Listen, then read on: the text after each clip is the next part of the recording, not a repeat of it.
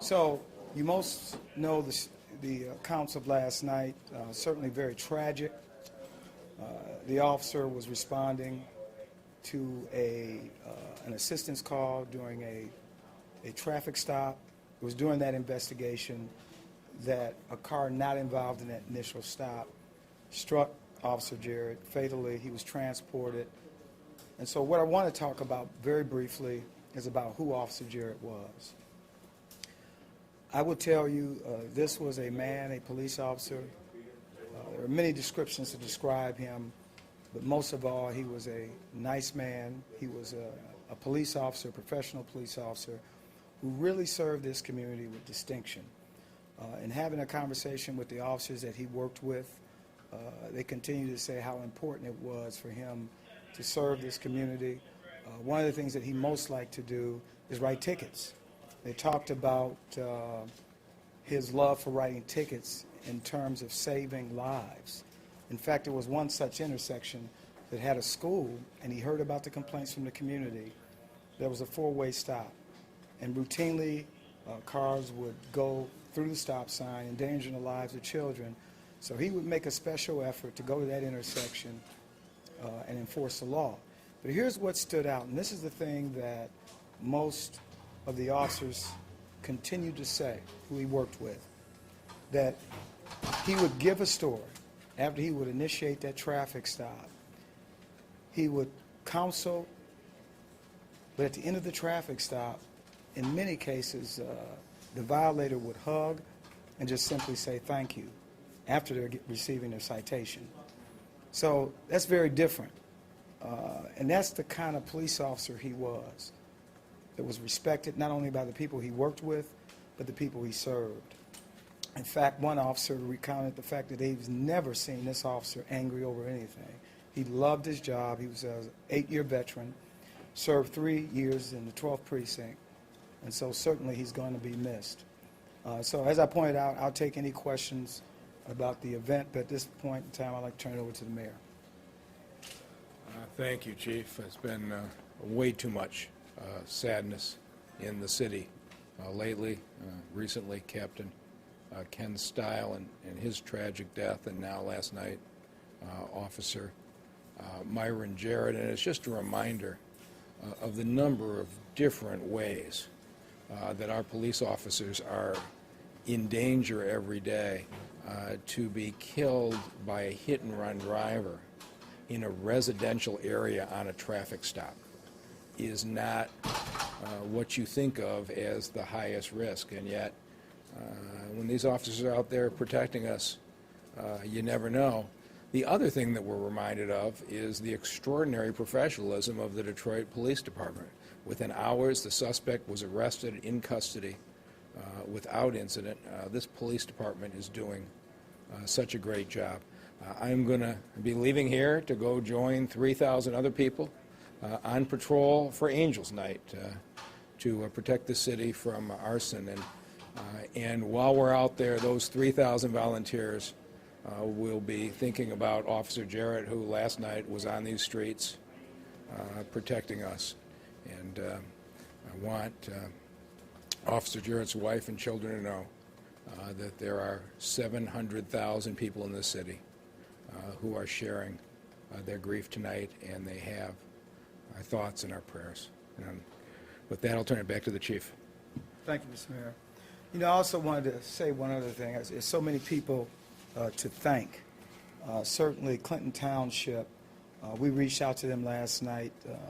His son lives there, and they, without hesitation, brought him to the hospital.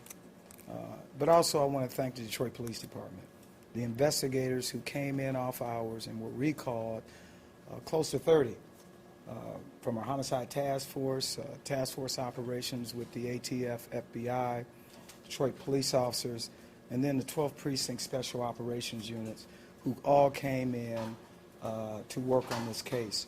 But I also want to thank the many calls that I have received, starting with certainly the U.S. Attorney, Barbara McQuaid, who reached out early this morning, offering her support, her condolences. The Michigan State Police, both the director, Christy Eshu, and her captain here in the Detroit office. And then the LAPD. I got several calls from the Los Angeles Police Department, certainly offering their support, Cincinnati, places I've worked, and then just a whole host of other agencies that have sent Facebook messages, text messages, and phone calls, really showing support for the Detroit Police Department and our fallen officer. So with that, I'll take any questions you might have. Chief, I know you had an opportunity to talk to Officer Jarrett's wife. Was there a message or anything that she wanted to articulate regarding her husband, the man that she loved and had this relationship with, and also the message to the city?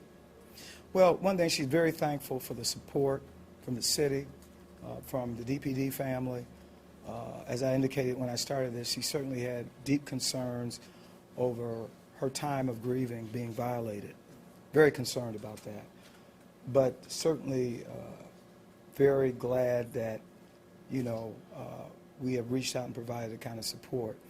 I would tell you everything that the officers echoed about her husband. She reiterated to me of the kind of man that he loved his job. He loved serving the citizens, the neighborhoods here in the 12th precinct. He loved his job. 8 years on the job, 3 years here, and never had a bad day.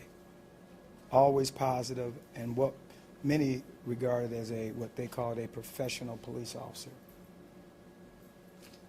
In regards to the investigation, can we go back to last night? Obviously, Officer Jarrett was assisting. Was he on the actual call? Was he helping an officer who was involved in a traffic stop? And how many cars do we believe were involved in this hit and run? Well, what I can tell you is that as it relates to the hit and run, the timeline goes as the first police vehicle was struck by the suspect. Right after that collision, Officer Jarrett was struck. We believed from the impact he was moved 30 feet. Was a second police vehicle hit after the striking of Officer Jarrett, and then a civilian vehicle. So a total of 4 impacts at what we believe to be a high rate of speed. Several officers reported hearing the engine rev, suggesting that the car was traveling at a high rate of speed. Was this an accident, Chief, or something more intentional? Any idea? I'm not going to go into the details again. We put the information out as to the suspect last night because it was, in our view, critical that we identify and bring him into custody. But at this point, we are still very actively investigating this crime, and it is a crime. Can you tell us anything about the suspect? I think there were some reports today that he was on a crack cocaine binge and may have had an unidentified woman in his car. Can you tell us any details? I'm not going to go into that level of information at this point. Again, the suspect has not been charged. We believe that the Wayne County Prosecutor's Office will be reviewing the warrant request tomorrow. Chief, can you tell us where and how this arrest took place? We received information. We followed up, as I indicated, a substantial number of investigators did respond. We got information and responded to a location where we were told he could be. He was there. He was taken into custody without incident. And for clarification, the suspect in question, after he made the 4 impacts hitting 2 cars and Officer Jarrett, did he abandon his car and take off running, or did he drive his car somewhere? His car was disabled. As I reported last night, he left his vehicle, left the location, and within 2 hours, I believe, he was taken into custody. Chief, are you reviewing at all the protocols for traffic stops in light of what happened? Are you asking officers to be extra careful in light of what happened last night? The protocols, as in my preliminary review, were followed. Certainly, anytime an officer makes a traffic stop, certainly we've heard the countless stories of officers out on traffic stops being struck by passing vehicles. And really, I would tell you that the Detroit Police Department, along with the Michigan State Police, when they initiate a traffic stop, they take an account to passing vehicles. There have been too many stories about officers being struck while engaging in traffic enforcement activities. So I have no concerns at this point. Clearly, it was a tragic situation. Was there was gonna say, can you speak at all about the morale in the department? I mean, this is the second officer lost in a month's time for the DPD. I mean, this has gotta be hard for your guys. Absolutely. In fact, I did meet with officers from his shift. It starts at 2:45 this afternoon. Certainly, they're all touched by this. Again, they loved him. And one of the things, as they began to talk, they talked about who the man was, what he represented to the department, this precinct, the neighborhoods he served. But yes, solemn. I mean, all the way up through the chain of command. I mean, I will tell you the other thing that was very noticeable, that upon learning of this tragedy, a large number of police officers converged on the hospital. Almost every executive command officer was at the hospital, so there was tremendous outpouring of support. Any other questions? Chief, was it a van or a pickup truck this gentleman was driving? It appeared to be one of these cargo-type vans, a Chrysler product Dodge. Like a minivan type? Not a minivan, it's that new style. It's Ram van, that new boxy-looking vehicle that they have now. Was there anything found in that van or that vehicle that would give you indication from plain view that this individual was intoxicated? Was there anything visible, drugs, anything of that nature found in the car that would give you indication, one, that there was something more going on inside that van, and that, one, this was an accident that could have, maybe he hit him, but the crime took place when he took off running? Or was there something going on prior in that van that led you to believe this guy was intoxicated? As I indicated early on in this interview, that I won't go into anything about the investigation. We're still very actively involved in the investigation. And again, we should be submitting the warrant to the Wayne County prosecutor as early as tomorrow morning. But the question, I guess people want to know, with all the, to use the word with utmost respect, tension that some perceive that's taking place with community and police, do you believe that this was an individual that potentially saw an officer on the side of the road and had an opportunity to hit him? Or do we have an accident and then an individual that took off? At this point, I don't see it from that view. I understand what you're asking. What we know now is we don't think that it was intentional. I'll just say that. But we are very active in the investigation. Can you give us any idea at all why he ran? I haven't had that conversation with him. Certainly, one can surmise that could have been he was in trouble. He knew that something went wrong. So again, when you talk about flashing lights, police officer being struck, several police cars being hit, something went wrong.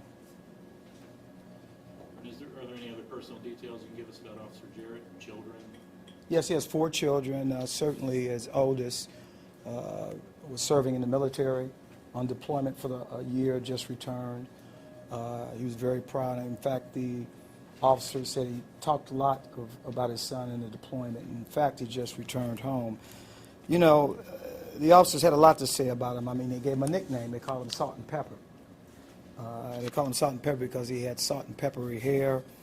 They used to also tease him because he always walked around with his ticket book. He was the only one that they've seen with a leather ticket book, and they called it his man purse. He was very proud of that ticket book. And then so it's just really a professional police officer that was polite. And I think what stood out, they have never seen him angry or frustrated. And really, his service to the community was important. He really wanted to make a difference, and he did make a difference. And so when we talk about our American heroes and serving with distinction and honor, that would also describe, like we talked about Sharp, that would describe Salt and Pepper as well. Thank you.